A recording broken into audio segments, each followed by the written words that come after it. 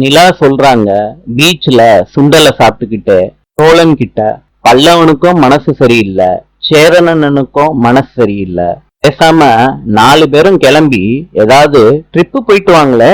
சோழன் சொல்றாரு, நிலா நீ வர்றதா சொல்லு, எல்லாரும் சேர்ந்து ட்ரிப்புக்கு பிளான் பண்ணுவோம். நிலா சொல்றாங்க, நான் வரல சோழா. சோழன் மனசுக்குள்ள நினைக்கிறாரு, நிலா சொன்னது செம்ம ஐடியாவா இருக்கே, நிலாவும் சேர்ந்து வருவா, இத செயல்படுத்தி பாப்போம்னு மனசுக்குள்ள சோழன் நினைக்கிறாரு. வீட்டுக்கு வந்துடுறாரு நிலா கூட. வீட்டுல சேரன் கிட்ட சோழன் சொல்றாரு, ஒரு ட்ரிப்பு போயிட்டு வருவோமாண்ணே அப்படின்னு கேக்குறாங்க. சேரன் சம்மதிக்கவே இல்லை. பாண்டியன் கிட்ட போய் சோழன் சொல்றாரு, ட்ரிப்பு போயிட்டு வரலாமான்னு. அதுக்கு பாண்டியன் சொல்றாரு, இப்படிலாம் யோசிக்கிற ஆளு நீ கிடையாது. திருப்பியும் சோழன் சேரன் கிட்ட போய் சொல்றாங்க, பல்லவன் இன்னும் சோகமா தானே இருக்கான்.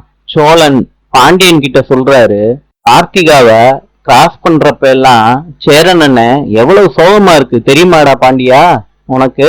பல்லவன் கிட்டையும் சோழன் போய் பேசுறாரு.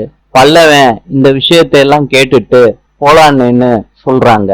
வீட்டுல உள்ள எல்லாரும் ட்ரிப்புக்கு போகலான்னு பேசிக்கிட்டு இருக்காங்க. அப்ப சோழன் சொல்றாரு, நிலா என்கிட்ட சொல்றாங்க நீங்க எல்லாம் போயிட்டு வாங்க, நான் வரலன்னு. ஒருவேளை நீங்க எல்லாம் கூப்பிட்டா நிலா வருவாங்கன்னு நான் நினைக்கிறேன்னு. சேரன் சொல்றாரு நிலாவை பார்த்து, நாங்கெல்லாம் ட்ரிப்புக்கு போயிட்டா நீ தனியா இருந்து என்னப்பா பண்ணுவ.